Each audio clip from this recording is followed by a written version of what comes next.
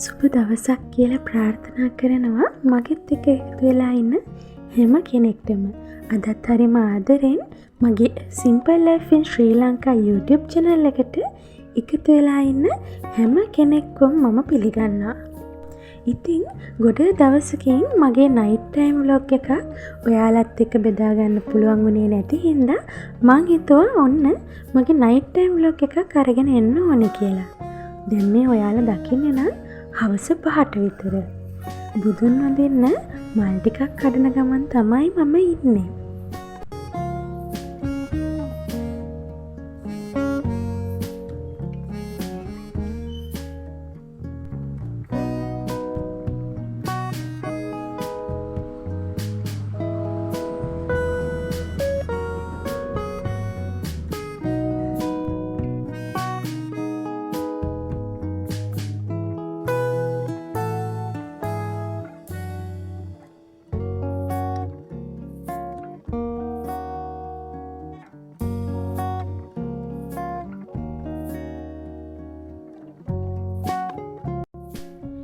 මම මල් කඩනකොට චූටි දුවත් ඇවිල්ලා මට උදව්වට මල් කඩනවා.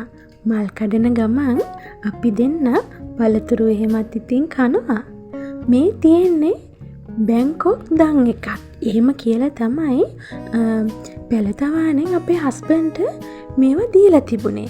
ඉතින් ඕගොල්ලෝ මේකට වෙන නමක් කියනවා නම් මේකේ හරිම නම ඕගොල්ලෝ දන්නවා නම් පල්ලෙහෙන් කමෙන්ට් එකක් දාන්න කියලාත් මං කියනවා. ඉතින් ඔයාලා දැක්කද මම වීඩියෝ එකේ මුලදිම දැම්ම මගේ වත්තේ පිපිලා තිබුණු බාබඩෝස් ලිලි මල. ඒ මල තමයි පළවෙනි වතාවට මගේ වත්තේ පිපුණේ. අපේ චූටි දෝනි ඒකත් මට කඩලා ගෙනත් දුන්නා බුදුහාමුදුරුවන්ට පූජා කරන්න. ඉතින් හැමදාම හවසට මම බුදුන් වඳිනකොට චූටි දුවට තාම හරියට බුදුන් වඳින තේරුනේ නැති වුණාට එයා මගේ ළඟට වෙලා ඉන්නවා අම්මා බුදුන් වඳිනකන්. ඊට පස්සේ අද චූටි දුවට වෙනදට වඩා පොඩ්ඩක් කලින් රෑට කෑම කැව්වා. එයාට රෑට කෑම කවල ඉවර වෙලා දැන් ඉතින් මේ තියෙන්නේ නිදාගන්න යන්න කලින් අපි පොඩ්ඩක් දෝනිමායි දෙන්න සෙල්ලම් කරන වෙලාව. ඉතින් වෙනදට නම් චූටි දුව මේ වෙලාවට අප්පච්චිත් එක්ක සෙල්ලම් කරනවා. හැබැයි අද අපේ හස්බන්ඩ් ගෙදර එන්න ටිකක් පරක්කු වෙනවා කියලා කිව්වා. ඉතින් ඒක හින්දා චූටි දුවයි මායි සෙල්ලම් කරන ගමන් තමයි ඉන්නේ. මේ වයසේ චූටි දුවලා ඉන්න අම්මලා නම් දන්නව ඇතිනේ. මේ දවස්වල අපිට චූටි දුව හදලා දෙන තේ බීලම දියවැඩියාවේ හැදෙන්න ඇවිල්ලා තියෙන්නේ.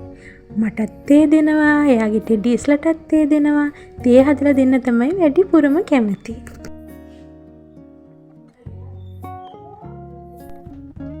දැන් නම් වෙලාව රෑ 7:00 විතර වෙලා චූටි දෝනේ දැන් නිදාගන්න යන්න තමයි හදන්නේ.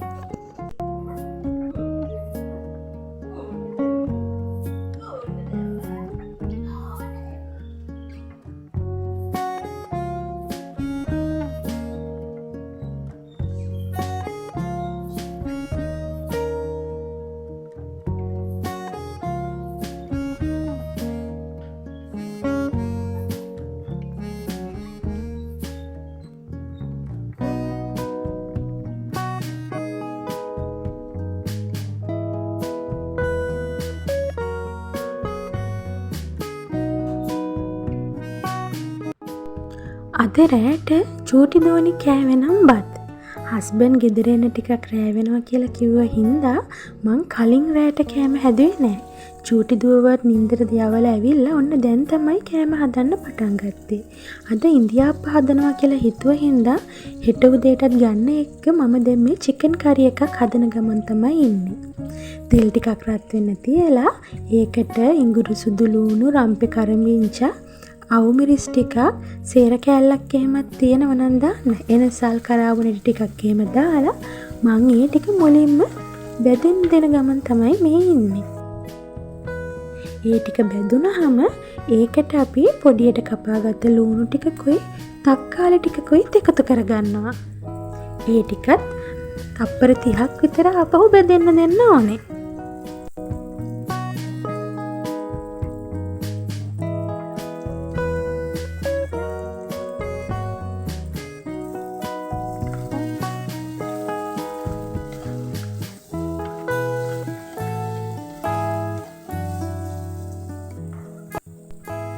අපි මුලින් තෙලට එකතු කරගත්ත දේවල් ටික දැන් ටිකක් බැදිලානේ තියෙන්නේ. දැන් මම චිකන් ටික එකතු කරගන්න හදන්නේ.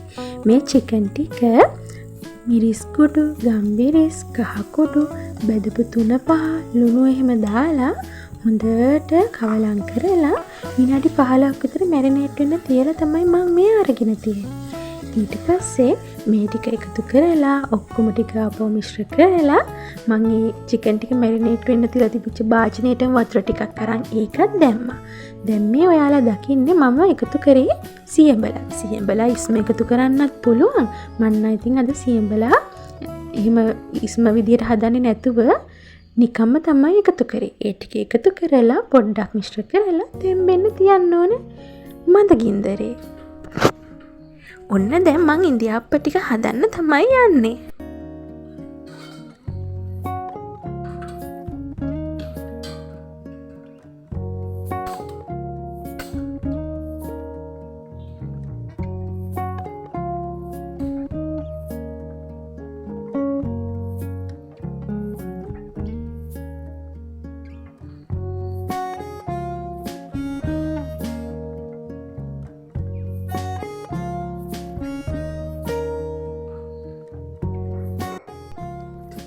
මුලින්ම මම ස්ටීමර් භාජනයට වතුර එකක් රත් වෙන්න තිබ්බා. මේ ඔයාලා දකින්නේ මං ඉන්දියාප්ප හදාගන්න පාවිච්චි කරන බඩු ටික. මට තියෙන්නේ නම් ඔයාලා අර දැක්ක වගේ ඉන්දියාප්ප වංගෙඩියක්, සාමාන්‍ය එකක් නෙමෙයි. ඒ වගේමයි මම මගේ ඉන්දියාප්ප හදන බඩු ටික ඔක්කොම වෙනම මේ විදිහේ බොක්ස් එකකට දාලා අරන් තියලා තියෙන්නේ. එතකොට මට පාවිච්චි කරන්න ගත්තාම ඒ වගේම පාවිච්චි කරලා ඉවරුනහම ඒ ටික පිළිවෙලට තියන්න පුළුවන් හින්දා හරි පහසුයි ඕන වෙලාවක පාවිච්චියට ගන්න. මුලින්ම මම මගේ මේ තියෙන ඉන්දියාප්ප වංගෙඩියේ හොඳට පොල් තෙල් ටිකක් ගාලා අරන් තියනවා. නැත්තම් සමහර දවසට මට ඒක පස්සේ ගන්න හිටියොත් අමතක වෙච්ච වෙලාවල් තියෙන හින්දා මම මුලින්ම ඉන්දියාප්ප හදනකොට කරන්නේ ඒ ටික තෙල් ටිකක් ගාගන්න එක. ඉතින් අද මම ඉන්දියාප්ප හැදුවේ කඩෙන් ගෙනාවු ඉන්දියාප්ප පෙටි එකේ. ඉතින් එතකොට ගොඩක් වෙලාවට අපි කඩෙන් ගෙන ඉන්දියාප්ප පිටි ඇල් වතුරෙන් අනන්න පුළුවන් කියලා පැකට් එකේ ගහලා තියෙනවනේ. හැබැයි මම අත්දැකීමෙන් දන්නවා එහෙම තියෙන ඉන්දියාප්ප පිටි උනත් ඔයාට පුළුවන් නම් යාන්තමට මද රස්නේ වතුරෙන් අනන්න අර ඇල් වතුරෙන් අනනවට වඩා හොඳ ක්වොලිටි එකට මෘදු විදිහට ඉන්දියාප්ප ගන්න පුළුවන් වෙනවා. ඉතින් ඒක දන්නේ නැති කෙනෙක්ට වටින අදහසක් වෙයි කියලා මම හිතනවා.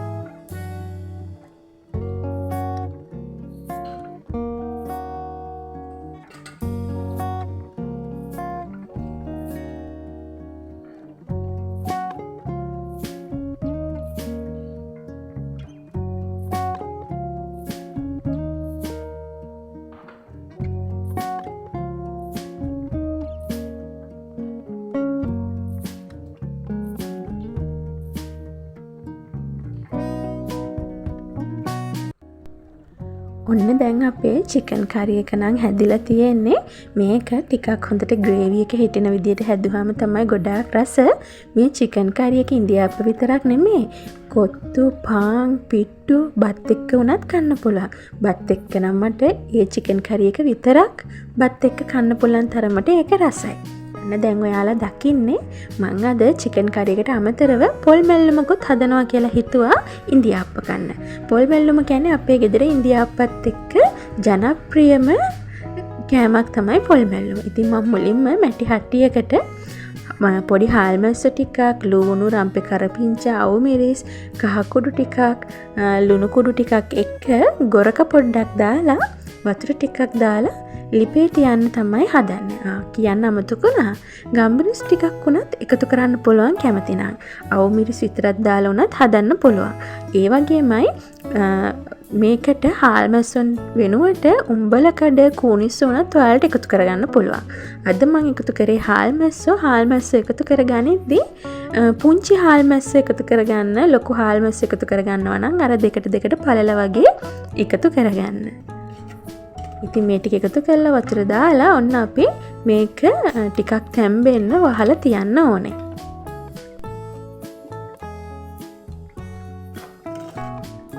ඔන්න දැන් නම් හාල්මැස්සු ටික තැම්බිලා තියෙන්නේ. මේ වෙලාවේදී අපි පොල් ටික එකතු කරගන්න ඕනේ. අද මම මේ වෙලාවෙම ගාව පොල් ගෙඩියක් එකතු කරගත්තේ. ඉතින් ඒ හින්දා මම මේ පොල් ටිකටම පොල් වතුර ටිකකුත් එකතු කරගෙන තමයි හාල්මැස්සු එකට එකතු කරගත්තේ. කහ ටිකක් මදි කියලා ඉතින් මට හිතුණා. එහෙනම් මම ආයෙ පොඩ්ඩක් කහ පාට පොඩ්ඩක් වැඩි කරගන්න කහ කුල් ටිකක් එකතු කරලා ආයෙම හොඳට කවලම් කරලා මූඩියකින් තව විනාඩියක් විතර වහලා තියෙනවා. ඊට පස්සේ අපේ පොල් මැල්ලුම කෑමට ලෑස්ති.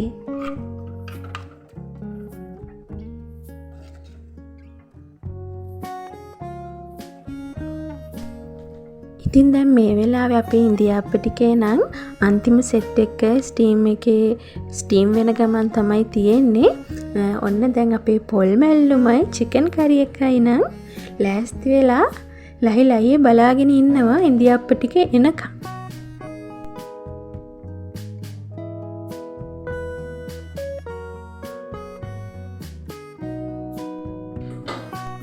ඉතින් දැන් උයලා ඉවරයි. මං හදන්නේ ඔක්කොම භාජන ටික හොදලා දාලා සිංක් එකත් හොදලා කුස්සිය පොඩ්ඩක් අස් කරලා දාන්න. සාමාන්‍ය දවසට නම් ඉතින් මේ රෑට මට කුස්සිය අස් කරන වැඩේට උදව් කරන්නේ හස්බන්ඩ්. උදව් කරන්න කියලා කියන්නේ ගොඩාක් වෙලාවට වැඩිපුර මේ දේවල් කරන්නේ හස්බන්ඩ් තමයි. මං උයලා ඉවර වෙනකොට එයාට අක් ගාලා කුස්සිය මට අස් කරලා දෙනවා. ඉතින් අද එයා රෑ ගෙදර එන්න පරක් වෙනවා. ඉතින් ඒ හින්දා මන්ට අක් ගාලා මේ ටික අස් කරලා දැම්මා.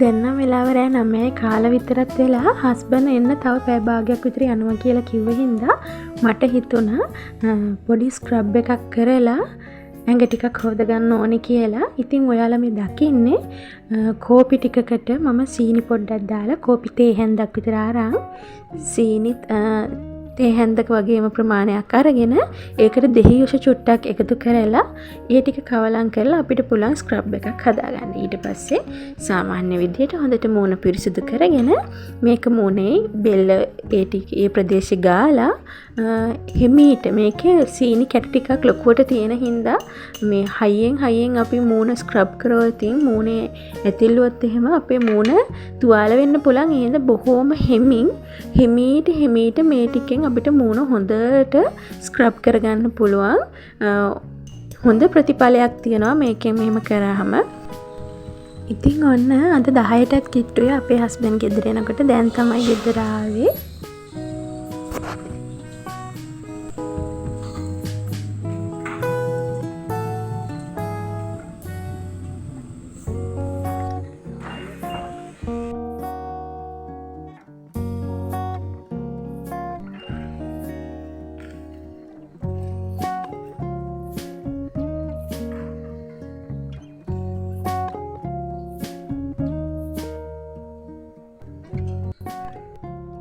ඔන්න දැන් අපි කෑමවල රස බලන්න තමයි හදන්නේ.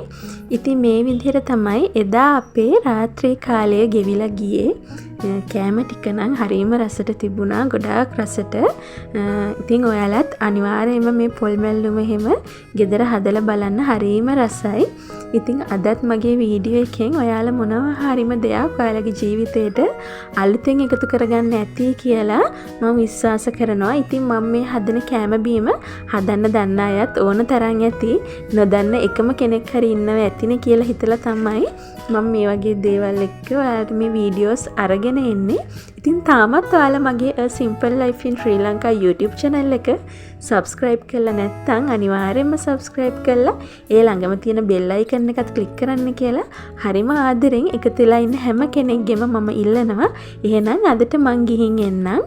මම මානි A Simple Life in Sri Lanka YouTube channel එකෙන්.